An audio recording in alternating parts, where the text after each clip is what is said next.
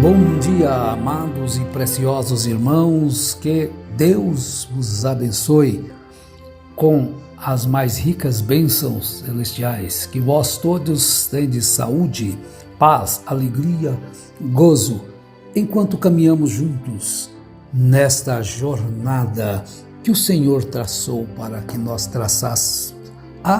andássemos nela juntos, nesta jornada. Vamos para a nossa meditação desta manhã com o título O Engano. Portanto, chamo a vossa atenção para este texto de abertura. Logo estaremos lendo a palavra de Deus e mencionando, trabalhando neste texto. Todas as mães, sem exceção, deram à luz a ilustres pessoas. E se a vida as enganou, logo em seguida, delas não foi a culpa. Houve algo no caminho que fez com que aquele filho ou filha caísse na desgraça, no laço do enganador que o enganou com uma promessa mirabolante. Em todos os sentidos existem.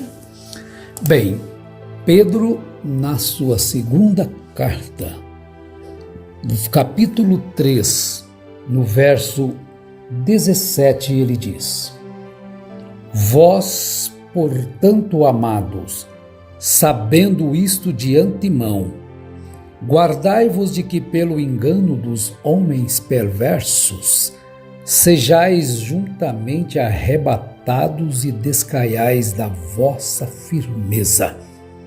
Antes crescei na graça e no conhecimento de nosso Senhor e Salvador Jesus Cristo. Às vezes nós temos a tendência a achar que o enganador é aquela pessoa esquisita, que todos cortam volta e que querem ficar o mais longe possível. Mas nós vamos descobrir que não é bem assim. O enganador, ele é sutil, sempre tem beleza, sempre tem algo atrativo. Agora, volta você um pouquinho para o evangelho de hoje. As igrejas, chamadas igrejas de hoje, são belas, atrativas, belos louvores, refinados pregadores, instruídos cantores e tocadores, e a coisa é muito bonita, irresistível. Como diz Salomão da mulher enganadora, o homem justo, bom, vai escapar dela, os demais cairão em seus laços do adultério. Mas a recomendação de Pedro é esta: guardai-vos de que pelo engano dos homens perversos sejais juntamente arrebatados e descaiais da vossa firmeza. Às vezes o perverso se mostra mais amoroso, mais dedicado. O enganador se mostra mais dedicado, mais fino do que às vezes o verdadeiro. Assim fazem aqueles enganadores que querem tirar dos pais os filhos. Eles são muito educados, muito compreensivos, muito dóceis para desgraçar a vida de um rapaz e de uma moça, de um jovem adolescente. Atravessa o seu caminho ou atravessa os seus caminhos para que lhes engane com belas promessas, com belos sonhos, e às vezes se acham que o pai e a mãe são apenas uns trastes em suas vidas. Mas, meus amados irmãos, Sempre que você olhar isso no natural, veja que no espiritual o inimigo ainda é mais sagaz. Vejam bem, quando um homem se apaixona pela mulher casada ou vice-versa, a mulher se apaixona por um homem casado.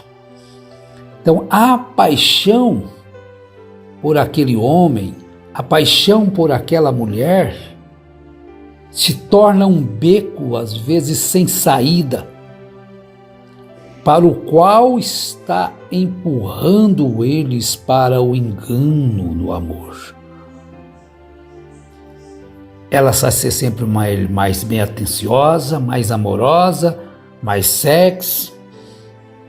Ele, por sua vez, aos olhos dela, vai ser muito melhor do que o seu marido.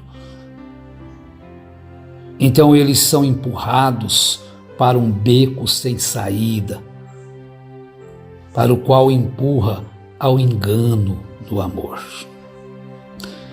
Mas vejam bem, anotem isto: o engano é sutil, é belo, é carinhoso, é atrativo.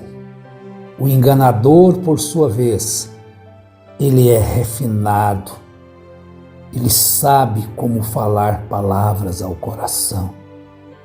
Mas aquilo é um beco. Não deixe aquilo que é verdadeiro, aquilo que pelo qual é puro, para se mergulhar na impureza do pecado, porque você estará jogando a sua alma no abismo e pode ser que não tenha mais volta. Bem, para prosseguir na nossa meditação desta manhã, eu quero trazer para vocês um texto, uma história. O título é O Engano de Dona Galinha. Preste atenção nisto. Que dia gostoso de sol, quentinho. Dona Galinha até pensou: hoje está bom para um passeio. Então empurrou o portão do galinheiro com o bico e saiu para dar uma voltinha. Cisca daqui, cisca dali. Dona Galinha deu de cara com uma coisa brilhante, muito estranha, que parecia um ovo. Ela olhou bem aquilo e pensou: o ovo mais bonito que eu já vi em minha vida. O que ela pensou? Este é o ovo mais bonito que ela já vira em sua vida. Então, ela olhou direitinho, de um lado, de outro, e disse: que ovo mais enfeitado! Só pode ser ovo de pavão, para ser tão bonito assim. Na verdade, Dona Galinha não sabia que era domingo de Páscoa e que alguém tinha deixado cair um ovo de chocolate no quintal. Ela não tem inteligência, não tem sabedoria, não é? Ainda muito desconfiada. Presta atenção desta palavra desconfiada. Você chega, dá uma olhadinha, fica assim desconfiado, vai chegando devagarzinho. Dona Galinha tocou, escutou, cheirou o ovo e criou coragem. Antes ela não tinha coragem, está muito estranho, está muito bonito, mas ele é brilhante demais. É muito emocionante. Eu chego e me arrepio ao ver este ovo. Mas ela chegou aos poucos, devagarzinho tocou o ovo, escutou, cheirou e criou coragem. E disse consigo mesma: vou levar este pobre enjeitado para casa. E lá se foi dona galinha, com o ovo pelo bico, toda contente. Hoje foi meu dia de sorte, encontrei um ovo diferente, tão brilhante. Colocou num canto escondido do galinheiro, para que as demais galinhas não vissem, e começou a pensar: como vou chocá-lo? Ninguém pode ver, mas este ovo é muito precioso. Bem, voltemos às Escrituras, à carta de Paulo aos Hebreus, capítulo 3, no verso 16, que Paulo vai nos instruir aqui agora. Ele é o apóstolo dos gentios. Então vamos ler Hebreus 3, verso 13. Ele disse assim: antes, porém, podemos ler o 12? Sim, vede, irmãos, que nunca haja em qualquer de vós um perverso coração de incredulidade que vos afaste do Deus vivo. Nós devemos compreender que antes que Eva se afastasse do conselho de Deus, antes que Eva desse ouvido à serpente, nós vamos perceber que ela teve que ficar incrédula aos conselhos de Deus, às palavras. E antes das pessoas caírem no engano do diabo, hoje, é da mesma forma. Tem que virar as costas para as Escrituras. Tem que virar as costas para a verdade, porque às vezes a verdade, ela não é tão bonita quanto a mentira. Ela aparentemente é mais feia, é mais difícil às vezes de ser aceitada. Mas veja bem Gênesis capítulo 3. A linguagem da serpente usada para levar Eva a fazer o que não deveria. Então a serpente disse à mulher: certamente não morrereis, porque Deus sabe que no dia em que comerdes desse fruto, os vossos olhos se abrirão e sereis como Deus, conhecendo o bem e o mal. E no verso 6, é bem enfatizado isto. Vendo a mulher que aquela árvore era boa para se comer, e agradável aos olhos, e árvore desejável para dar entendimento, tomou do seu fruto, e comeu, e deu também a seu marido que estava com ela, e ele comeu. Então aqui, sempre que a gente encosta numa coisa como esta, a gente tem que dar uma bicadinha, um alerta. Vejam bem que nós fomos ensinados que ela estava sozinha com a serpente e que Adão não estava com ela. Ela estava longe, nem sabia onde estava Adão. Por isso a serpente pôde ter um relacionamento sexual com ela. Parece bonito esse ensino, não é? Mas ele é antibíblico. Leiamos. E vendo a mulher aos olhos e a árvore desejava para dar entendimento, tomou do seu fruto e comeu, e deu também a seu marido que estava com ela, e ela comeu, e ele comeu. No mesmo instante foram abertos os olhos de ambos.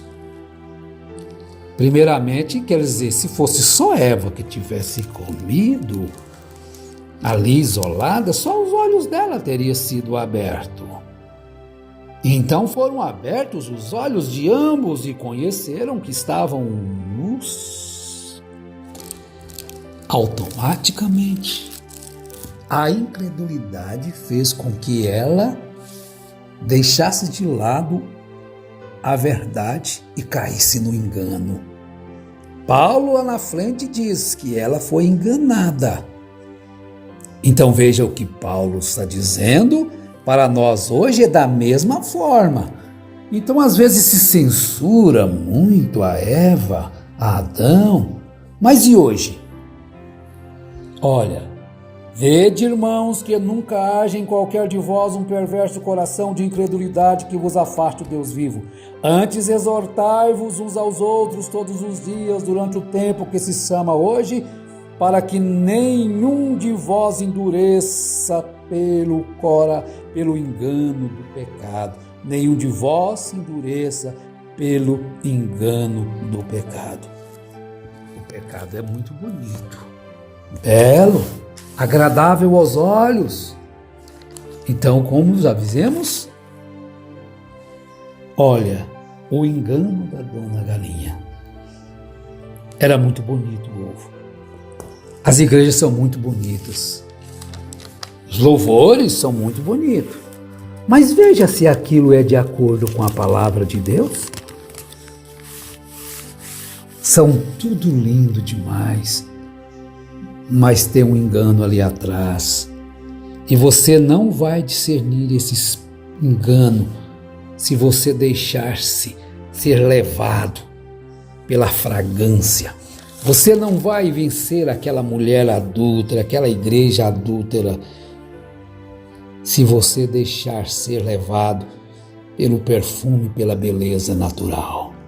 Olha, meu irmão, minha irmã, que Deus nos ajude, nos abençoe e nos livre do pecado, do engano. Em nome de Jesus Cristo. Amém.